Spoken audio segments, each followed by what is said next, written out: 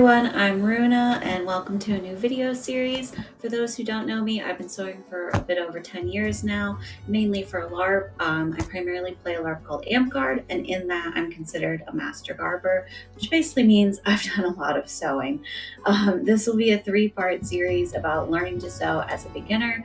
I'm largely a self-taught sewer, so these are the sort of things I wish I'd known when I was learning. First part, we'll start off with a lot of terms that are very helpful to know when getting started. It's really hard to look up answers to your questions when you don't know the terms for different things. So I think that's a really important foundation to build. I'll also go over some general tips and basic knowledge to help you get started sewing. And just a note about the format, this is recorded from a live stream I did over my Twitch channel. I've tried to edit it down a bit to make it flow better, but just as a heads up, if there's any weird formatting things. With that out of the way, let's get into it. This is, not so much a how to sew a specific thing, but it's more of a, this is how to get started with sewing in general. And we could talk all day, right, about how to sew, different tips, very specific, and we could get really in the weeds with it, but this is kind of a very general overview, and it's kind of designed to give you a point to go, do your own research and do your own learning afterwards, basically. So first up is kind of a glossary or some terms that come up a lot in sewing and that people might not all be familiar with. And I think that's really important because I was basically taught myself how to sew. I learned through a lot of YouTube and a lot of Googling. And so the hardest part for me, I think, when I was first starting out was just, I didn't even know what to look for in a lot of cases. So it's really hard to look for a video or Google something when you're just like, how do I do the thingy with the thing? You don't really know what terms you're looking for. And so I think there's some terms that you just need to know that are going to come up a lot in other tutorials and in patterns and things like that, that will just help make it a lot easier. So some very basic sewing terms. A seam is basically is a line of stitching that connects two pieces of fabric. If you look at any existing piece of clothing that you have, where the pieces are connected, that's the seam. Seam allowance is the space between the edge of the fabric and the stitching. So whenever you are cutting out a pattern or cutting out fabric pieces to make a dress or whatever, you can't just cut it to exactly fit your measurements, because when you sew it, it's gonna get smaller by a little bit because you can't sew on the exact edge of the fabric.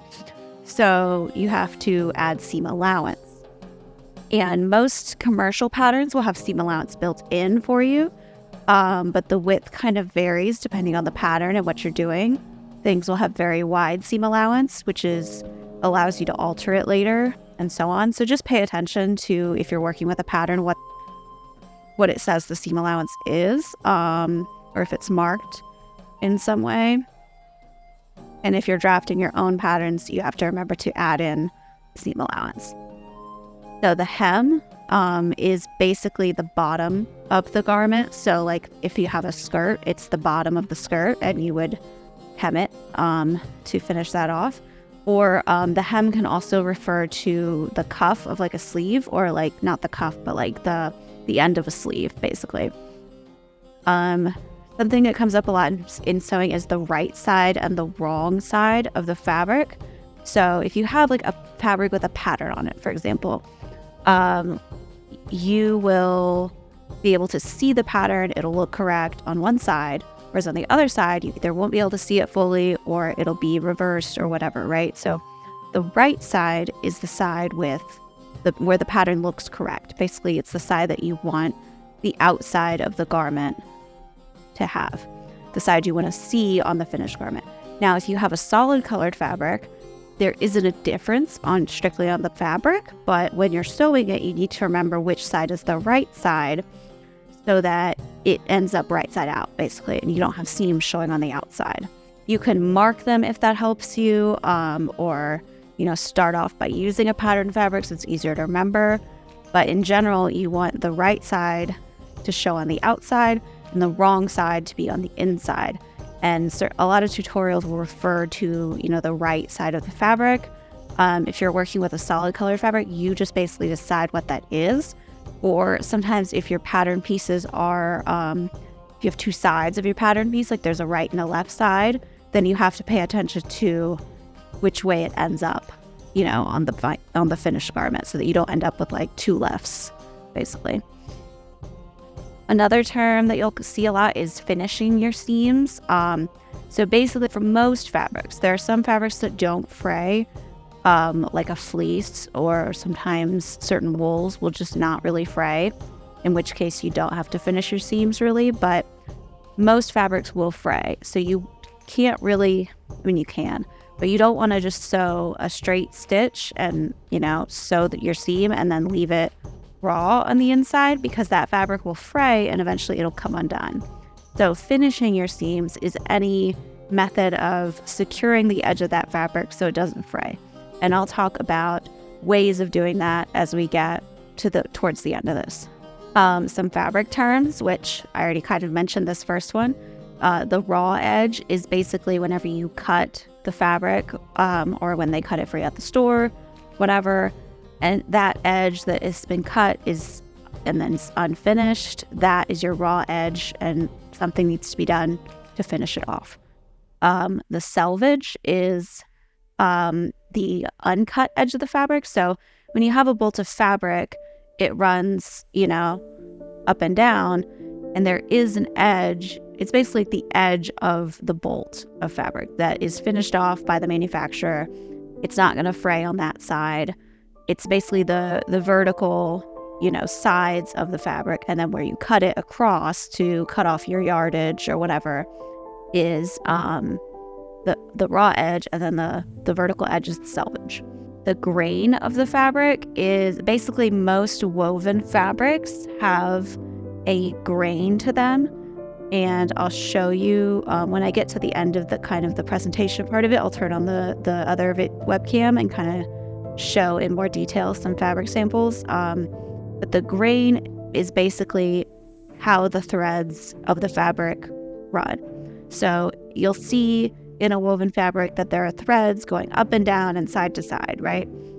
And you can get into those are called different things, but for the purposes of this, the grain is just the direction the thread is going. So if you can't see the grain on some really tightly woven fabrics, you may not be able to see the grain. Just know that it follows basically either the selvage vertically or the cut edge horizontally. And why that matters is because of what's called bias. So you may see some patterns tell you to cut fabric on the bias, and basically that's when the grain is diagonal. So most fabric, like a cotton or a linen or something that it doesn't really stretch, it will still have some stretch if you cut it on the bias. So if you turn it diagonally, you can kind of notice when you pull on the fabric that you might get a little bit of stretch. So pay attention. If it tells you to cut it on the bias, you're basically, instead of having your piece of fabric run, straight up and down, you're going to turn it diagonally and then put your pattern pieces on it so that the grain is running diagonally. A lining, so you may see patterns refer to a lining. All that is a secondary layer of fabric that doesn't really show to the outside. So if you have a sheer outer layer, like in a skirt or something, you may have a lining underneath it so that it's not see-through, basically. Or if it's something that's like kind of a scratchy material, you may want to use a lining just so that that's not directly against your skin. So some machine-specific stitching terms, there are some terms that overlap a bit between hand sewing and machine sewing. So depending on what type of sewing you're doing, they may have slightly different meanings. So in machine stitching, most or pretty much all machines should have a little button or a lever that will reverse the direction of this stitching.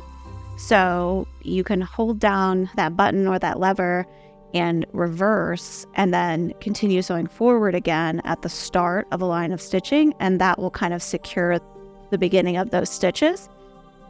And that's just some extra security.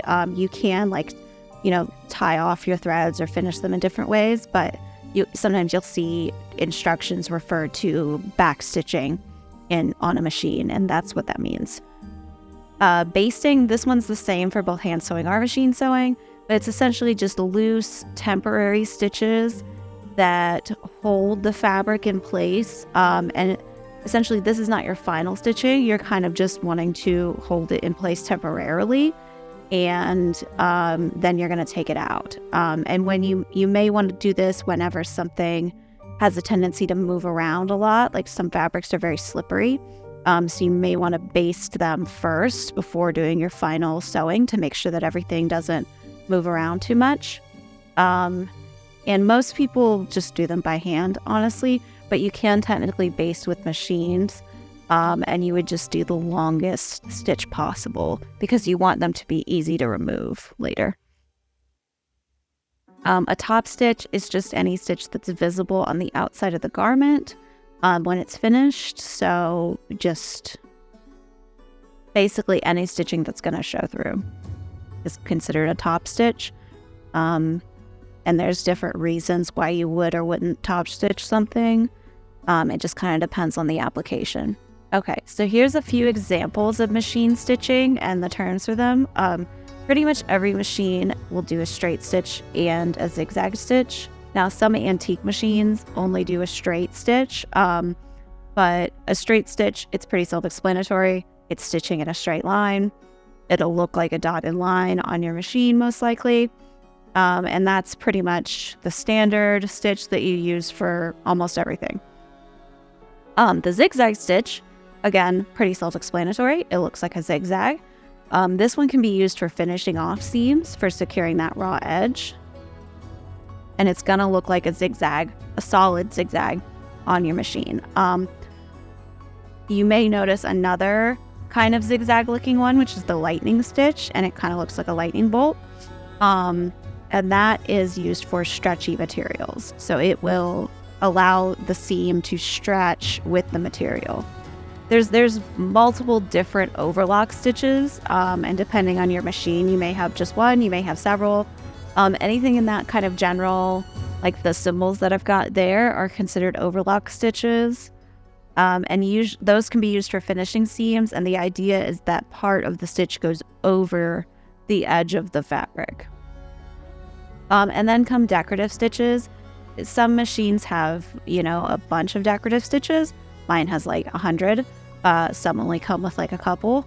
So it really depends on what your machine has, but really just anything that is only for decoration is considered a decorative stitch.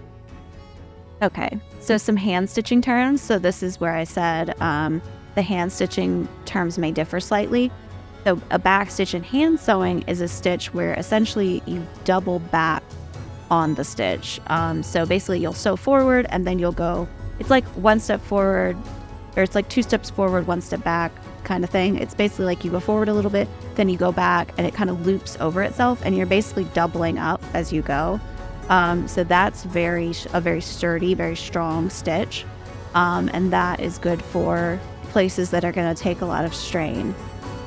A running stitch is kind of just where you take the thread and you just kind of go in and out and in and out and in and out. It's a very quick stitch, and it creates kind of a dashed line of stitching, but it's not as strong. So that's for areas that don't need to take as much strain. And then a whip stitch is one that you might see for finishing off edges of fabric. And basically you kind of go in and then loop around the edge as you go along the seam. And that will kind of bind the edge off and finish it like a zigzag would on the machine. So some terms for sewing items or accessories that you might come across. A spool is basically like, it's the little cylindrical thing that holds the thread. So you have spools of thread. And there's different sizes, but the spool is just like kind of the general term. Notions is something you might see in like a fabric store as like a section of the store, which it always confused me when I first started, like what the heck is a notion? But it's basically any sewing accessories or like consumable items like chalk, tape measures, needles, all that stuff. Those are notions. Trim is pretty much anything sewn to a hem or a neckline for decoration. So it can be like ribbon, or there's specific trims, or like bias tape, which the next thing. Bias tape, or bias binding, it's sometimes called, is a narrow piece of fabric cut on the bias and then folded over. And it's used to finish off raw fabric edges sometimes, or just for decoration. You can buy pre-made bias tape in a variety of colors, or you can make your own from fabric. There's little tools that basically you cut out a long strip and then iron it into the shape. And then something you might see is interfacing or fusible interfacing. That's just a material that stiffens a fabric. It's often for collars or cuffs or waistbands where you want a little bit more stiffness that the fabric itself is not providing. And then fray check is, it's like a fabric glue kind of that keeps fabric from fraying. You don't necessarily have to like fray check every single seam. Some people do. Or if you have like a fabric that's just really fraying and in a certain spot and you're really worried about it, you can put some fray check on there to keep it from unraveling more. So a few more terms that may come up. These are, not all of these are common in like day-to-day stuff, but they may come up in specifically like medieval or Renaissance style, or like LARP wear, which is mostly what I do. So that's why I bring them up. A facing is just a piece of fabric used to finish a hem or neckline. So sometimes when you have like a curved neckline, it's hard to hem just because of the shape of it. So a lot of times on necklines, you'll use a facing instead. So you basically just sew a thin piece of fabric to the neckline on the outside and then flip it under, and then that edge is finished off. A gore is like a triangular piece that you insert into the skirt or bottom of a tunic, and that just kind of makes it fuller without having a lot of bulk up at the top, which can be helpful for skirts where you don't want a lot of bulk at the waist, but you want a really full bottom. And then a gusset goes into usually the armpit or the crotch, and that just it's just a rectangular piece, usually, or square or rectangular, that kind of is inserted into that area to give a little more ease, and so that when you move around you have more freedom of motion and it's less likely to tear. And this is specific to like tunics and medieval type clothing, because usually they're made from materials that don't stretch, so the fabric doesn't have give, so you kind of have to build in extra space to make sure you don't tear it as easily. Another term you may come across is the arm side, which this is just basically the arm opening where your sleeve would go, or where your arm goes through the whole of the body of the piece. And sometimes if you look at patterns or like pattern drafting instructions, they talk about the measurement for this, because you want to have enough room for your arm to go through the hole and, still have room to move around. Okay, so that is the end of the terms. I'm going to move on to materials. This is just a general, like, some tools you're going to need to get started. Obviously, there are tons of gadgets and tons of tools that you can use for sewing. It's kind of going to take you figuring out what you like and what you need, and just trying a lot of stuff to know exactly what's worth it for you. But these are like the very basics. So thread, of course. Usually you want all-purpose thread for most sewing. There are other applications that use different threads, but for the most part, all-purpose general thread is going to be fine. If you're hand sewing, you need a needle, obviously. There's different sizes of needles, and you can usually buy a little pack with several sizes. For a sewing machine, what sewing machine you get really doesn't matter. It's whatever you can afford. I really would suggest getting a very basic machine to start, because you may not like it. You may not want to continue sewing, or you may not know what you want, and you may buy a machine that has a lot of features that you end up not needing.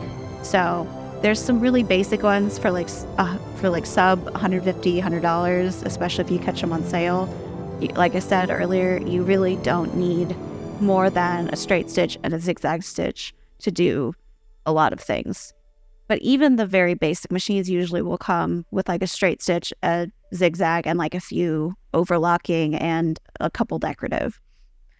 For most sewing, you can use the universal sewing needles. There's different weights and things for different materials, but for the average stuff, there's just a universal needle. That's fine. Your machine will usually come with a couple, but you can buy more because needles do break and they do need to be replaced because eventually they dull. And so, again, it really kind of depends on what you're doing, but every few projects or so, you may want to replace the needle. A seam ripper, very important because you will make mistakes and you'll need to rip the seam out and try again. Fabric scissors are, of course, important when you're cutting out fabric. You want to have a pair of scissors that is specifically for fabric, and usually they're very sharp, and you don't want to use them on anything else because that will dull them faster. So fabric scissors, usually I have a big pair for cutting and then a smaller pair for like trimming threads and, doing smaller, more detailed work. Of course, a tape measure, because you're always going to need to take measurements, and you want one that is like a soft tape measure. Usually they come in sewing kits or at fabric stores. You don't want to be taking your measurements with like a metal contractor's tape measure or anything. Some kind of way of marking your fabric. So whether you're drafting your own patterns or using a commercial pattern, eventually you're going to need to mark the fabric in some way. So you can use chalk, you can use, there's specific pens that are made for fabric that will wash off or rub off later so that they don't show on the finished product.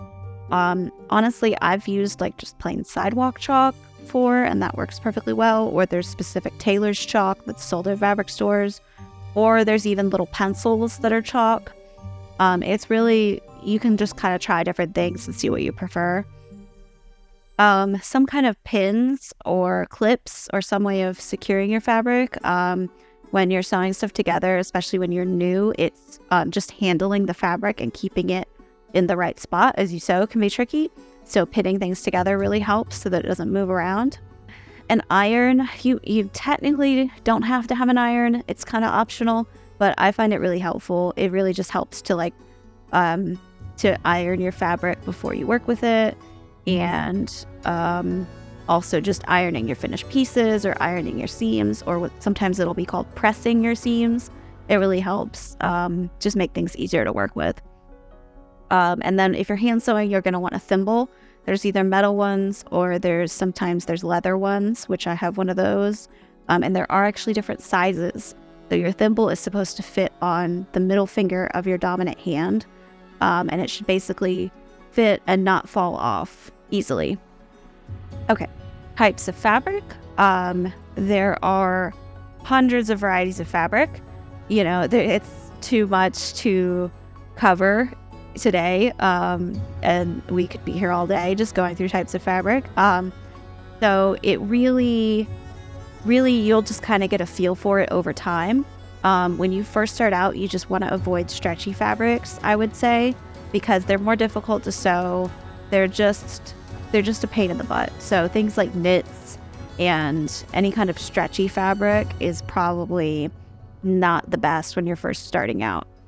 The best way to get an idea of what different fabrics are like is to really just go to a fabric store and walk around and just touch stuff, feel stuff, look at the bolts and see how it moves, and then pay attention to what that fabric is called and also the makeup of it.